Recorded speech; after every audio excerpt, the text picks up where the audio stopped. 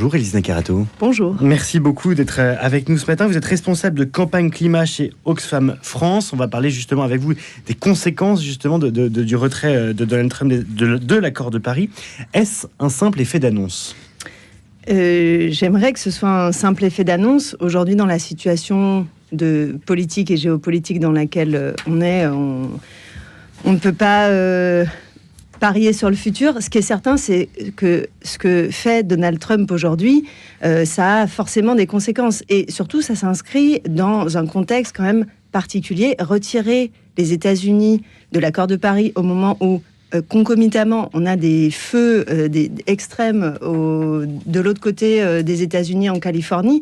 C'est quand même une certaine forme de dystopie. Il faut rappeler que l'accord de Paris, le but, c'est de protéger la population mondiale des effets du changement climatique. Donc, c'est-à-dire que Donald Trump, il regarde une certaine réalité en face, notamment les impacts du changement climatique qu'il y a, même d'un point de vue purement américain, qu'il y a dans son propre pays, et choisit de détourner le regard. Pourtant, cela ne semble pas émouvoir outre mesure l'opinion publique américaine, en particulier l'opinion publique républicaine, de cette dystopie dont vous parlez. Oui, alors pour moi, ça s'explique par deux raisons. D'une part, parce qu'effectivement, il y a une certaine forme d'activisme économique aux États-Unis et une forme de faire du business qui est business first. Et pour le coup, Donald Trump est vraiment très, très porte-drapeau à ce sujet. On le sait, les entreprises des énergies fossiles, elles ont financé à hauteur de 229 millions de dollars la campagne de Donald Trump. Donc forcément, il a des obligations. Il le dit lui-même, c'est drill, baby, drill, donc foron à tout va. Donc son plan, il est très simple, c'est de mettre les énergies fossiles en premier avant l'intérêt du peuple américain. Mais à la limite, ça, c'est presque compréhensible, même si on peut ne pas être d'accord. Mais par contre, moi, ce qui m'inquiète un peu plus, c'est quelque chose qu'on a un tout petit peu moins vu, c'est qu'en parallèle de ce drill, baby, drill, donc Donald Trump dit on va libérer les énergies, et notamment les énergies fossiles. En parallèle, il interdit les éoliennes offshore. Alors que s'il voulait vraiment libérer les énergies, il autoriserait tous les types d'énergie, y compris renouvelables. Que les énergies éoliennes offshore abîment l'environnement. Oui, tout à coup, il est très intéressé par les petits oiseaux. On peut s'interroger sur cet intérêt très marqué tout à coup. Moi, ce que je pense, et ce qu'on pense chez Oxfam, c'est que ça révèle en fait une instrumentalisation de la question de la transformation écologique par les réactionnaires, par une internationale réactionnaire qui aujourd'hui choisit d'instrumentaliser ce sujet pour créer des divisions et permettre de mettre à l'agenda ses idées politiques. Et ça, on le constate un petit peu partout dans le monde, malheureusement pas que aux États-Unis. Tout le monde est à peu près d'accord pour dire que Donald Trump est un pragmatique, un transactionnel, c'est le mot qui revient le plus souvent. Mais ça veut dire que personne n'est parvenu à le convaincre sur ce dossier-là que le réchauffement climatique avait bien lieu, parce que je présume que si des personnes avaient pu l'approcher, peut-être pour le lui dire, sans doute se serait-il rendu à cette évidence si celle-ci est prouvée. Alors, d'un côté, on peut imaginer qu'il est pragmatique en mettant ses intérêts particuliers et l'intérêt de ses amis et de certaines industries en premier avant l'intérêt du peuple américain. Donc déjà, on peut s'interroger sur cette forme de pragmatisme. Mais par ailleurs, l'instrumentalisation de la question écologique pour son agenda réactionnaire, c'est pas une forme de pragmatisme, c'est vraiment une forme d'utilisation politique. C'est un petit peu comme si il essayait d'opposer est-ce qu'on veut faire la transition écologique ou est-ce qu'on ne veut pas la faire. La question ne se pose pas en ces termes. C'est de toute façon, cette transformation, elle aura lieu. C'est un peu comme si on vous demandait est-ce que vous êtes pour ou contre les inondations ? Est-ce que vous êtes pour ou contre les tempêtes ? La question n'est pas là. La question est comment est-ce qu'on a envie de s'organiser collectivement pour que on puisse se protéger. Et Donald Trump, il n'entend pas ce discours. Moi, je ne pense pas qu'il ne l'entend pas, malheureusement. Je pense qu'il est très conscient. Moi, je ne pense pas que Donald Trump soit climato-sceptique par ignorance. Il est entouré, on l'a vu, son nouvel ami Elon Musk a complètement changé d'avis sur le sujet. Donc, il a les informations. Il choisit de ne pas Pourquoi choisit-il cela ? je pense, d'une part pour ses intérêts privés. On l'a vu, il a des intérêts de lui-même ou de ses amis. Par opportunisme économique. Par opportunisme économique. Il choisit, comme plusieurs dirigeants un peu partout dans le monde, on le voit en Argentine, on le voit en Europe de l'Est, de mettre son intérêt privé avant l'intérêt de ses concitoyens. Il s'était déjà retiré de l'accord de Paris lors de son premier mandat, Donald Trump. Qu'est-ce que ça avait changé à l'époque ? Alors, à l'époque, c'était quand même le contexte était un petit peu différent et en fait, ça n'avait pas changé grand-chose pour deux raisons. D'une part, parce que les États-Unis sont un État fédéral, donc en fait, le poids de l'État fédéral est beaucoup moins important que ce qu'on peut connaître en France. Donc, on avait eu des résistances qui s'étaient organisées dans certains États. On avait eu le réseau des villes qui restait dans l'accord de Paris. Puis le contexte géopolitique était aussi différent. On avait beaucoup moins ce backlash écologique qu'on connaît aujourd'hui un peu partout dans le monde. Donc il y a d'une part le contexte qui était différent et d'autre part, vous l'avez dit en introduction, l'accord de Paris, il est non contraignant. Donc c'est une feuille de route. En fait, c'est une ligne directrice que les États doivent et peuvent emprunter. Donc l'accord de Paris en lui ne fait rien. Il donne la direction et après c'est aux États, aux entreprises, aux citoyens de s'organiser pour y arriver. Et donc, s'il l'avait accepté, ça n'aurait pas été source de beaucoup de conséquences. C'est ça qu'on peut présumer. Alors, tout dépend. D'un point de vue pratique, effectivement, l'accord de Paris n'a pas de conséquences directes. Par contre, d'un point de vue politique, en fait, il y a une orientation, il y a une certaine forme de performativité. En fait, quand un président, et notamment le président américain, donne cette instruction-là, c'est pas pour qu'il y ait des conséquences directes sur les lois de son pays, c'est pour dire l'écologie, l'impact du changement climatique sur les populations, je n'en ai rien à faire et je choisis de détourner le regard. C'est un message politique et c'est pour ça que nous, on a besoin, notamment en Europe, d'avoir une Europe forte sur ces questions-là pour réussir à renverser le rapport de force. Parce que ce que fait Donald Trump là, c'est effectivement de mettre dans la balance du rapport de force un agenda réactionnaire. Et d'ailleurs, la Chine s'est immédiatement, elle, positionnée. La diplomatie chinoise s'est dit, je suis préoccupée par ce retrait de l'accord de Paris. Pékin cherche aujourd'hui à capitaliser sur le désengagement américain de cet accord de Paris afin de se présenter comme l'acteur responsable, peut-être aussi bénéficier économiquement de l'industrie de l'énergie propre. Est-ce que le retrait par Donald Trump de l'accord de Paris peut entraîner d'autres pays ? Je pense par exemple à l'Argentine. Alors, si on voit le verre à moitié vide, ça peut entraîner d'autres pays. Effectivement, l'Argentine, mais d'autres pays. Lesquels aussi.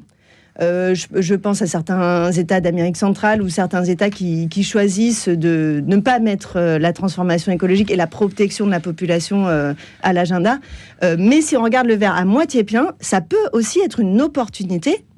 La Chine essaye de s'en saisir, elle a bien compris la situation géopolitique. Ça peut être une opportunité aussi pour l'Europe de revenir sur le devant de la scène, de se positionner comme un leader de la transformation écologique, comme un leader des énergies renouvelables, un leader de la nouvelle géopolitique de demain, parce que parfois on a une approche un peu technique. Quel type d'énergie faut-il faire ? Comment est-ce qu'on fait des solutions d'adaptation, etc. La transformation écologique, c'est aussi des questions géopolitiques. On le voit notamment lors des COP, et notamment lors de la dernière COP, qui a été le théâtre un peu d'une polarisation entre, pour schématiser un peu, les pays du Nord, pollueurs historiques, et les pays du Sud qui subissent le plus les conséquences du changement climatique. On voit qu'il y a cette polarisation géopolitique, et dans le jeu géopolitique international, ça peut être intéressant pour l'Union européenne de se positionner comme leader sur ces questions-là. Et vous pensez que le régime chinois protège mieux sa population que le régime américain ? En tout cas, aujourd'hui, les politiques qui sont mises en œuvre sont plus tournées vers la transformation de l'économie, que ce soit vers la transformation vers les énergies renouvelables ou la transformation dans l'adaptation. Les États-Unis, c'est le premier pollueur mondial et malheureusement, le chemin qui est pris, notamment par la présidence Trump, ce n'est pas celle de la protection de la population. On aurait pu, je vous aurais peut-être pas dit la même chose. Le régime chinois protège sa population ? C'est pas ce que je dis. Moi, je pense qu'aujourd'hui, le régime chinois, dans ses dernières déclarations, a choisi d'utiliser l'opportunité politique du retrait de Donald Trump des États-Unis. Et je pense que nous, en tant qu'Européens, on a tout intérêt à se positionner dans ce jeu-là. Parce que Donald Trump dit qu'en fait, les histoires de réchauffement climatique, c'est inventé par la Chine pour plomber les États-Unis. C'est ça que lui dit. Oui, alors moi, je me fie plutôt aux informations du GIEC et des scientifiques du climat plutôt que des déclarations de Trump ou de Xi Jinping. Les évêques américains s'étaient d'ailleurs positionnés. Ils avaient rédigé en 2019 un long document sur le changement climatique qui avait été repris ensuite d'ailleurs dans l'exhortation apostolique du pape François qui s'appelle Laudate Deum, sorti il y a quelques mois, dans lequel il fait un peu une rétrospective de tous les accords scientifiques. Quel poids peuvent avoir, je pense, l'Église catholique, mais aussi les autres religions chrétiennes, les autres religions d'ailleurs, dans peut-être le lobbying auprès des puissances? On voit qu'il y a...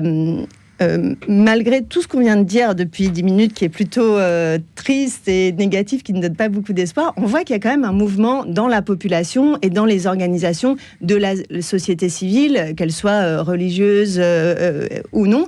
On voit qu'il y a un mouvement de sursaut quand même, de sursaut citoyen, de sursaut pour protéger la population et notamment les plus vulnérables, parce que c'est ce qu'on constate. Quand on ne prend pas, quand je dis on, c'est au niveau international, au niveau des États, au niveau de l'Europe, on ne prend pas la mesure, le virage de la transformation écologique, ce sont les plus vulnérables, les plus pauvres, qui sont systématiquement le plus impactés.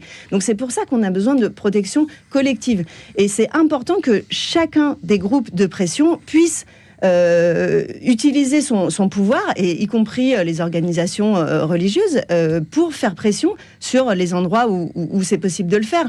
Je pense notamment à certaines organisations comme Greenpeace ou des organisations qui vont faire pression sur des personnes qui vont avoir soit du pouvoir économique, soit du pouvoir politique, et qui vont pouvoir remettre l'intérêt des populations et des populations les plus vulnérables au centre du jeu diplomatique et au centre du jeu politique. Et faire pression pour obtenir quoi précisément ?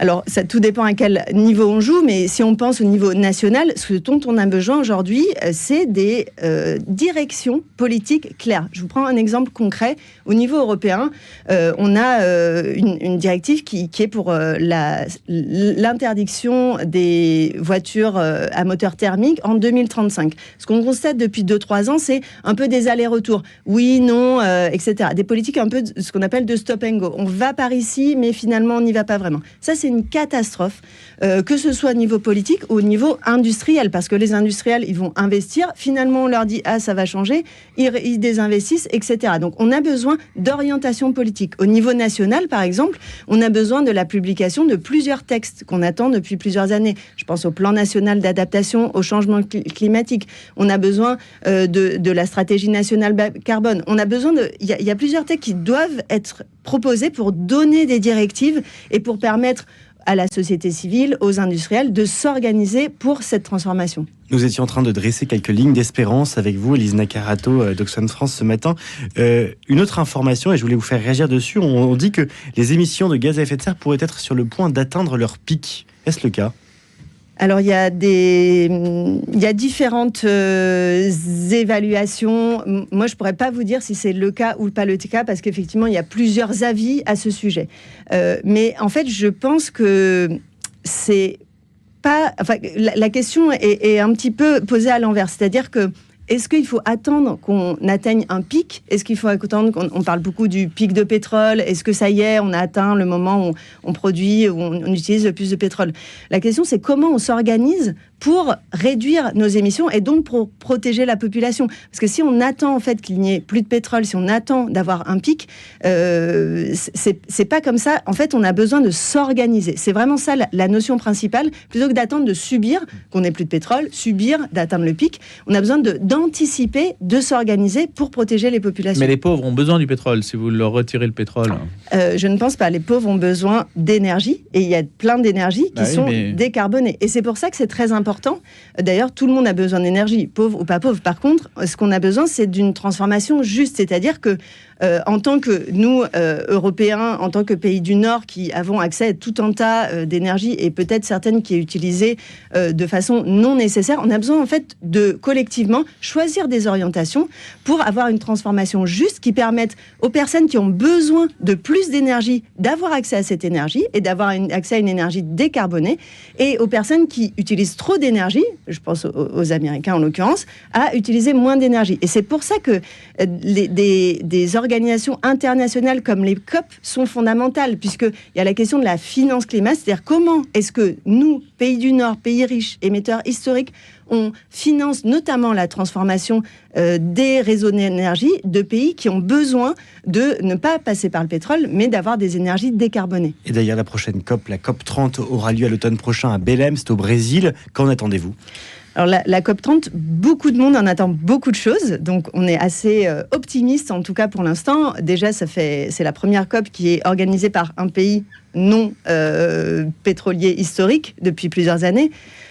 C'est aussi une COP qui a été demandée par le Brésil. C'est une COP qui est on a un négociateur, on a un président de cette COP qui est connu sur la scène internationale. Enfin, on a beaucoup de signaux qui sont en vert. Par ailleurs, c'est aussi les 10 ans de l'accord de Paris, qui a été signé à la COP 21 en 2015. Et donc, à cette date anniversaire, chacun des pays signataires de l'accord de Paris, donc quasiment tous les pays du monde, doivent revenir à la table des négociations avec des engagements, en disant voilà ce qu'on a fait depuis 10 ans et voilà ce qu'on se prépare à faire d'ici 2035. Donc, que ce soit d'un point de vue des orientations politiques, mais aussi d'un point de vue pragmatique, il y a beaucoup de choses qu'on peut attendre de la COP 30. Merci beaucoup. Élise Nakarato, je rappelle que vous êtes responsable de campagne climat chez Oxfam France. Avec vous ce matin, on essayait de décrypter les conséquences de la sortie de l'accord de Paris par Donald Trump la semaine dernière. Merci d'avoir accepté ce matin et d'être venu au micro de RCF et Radio.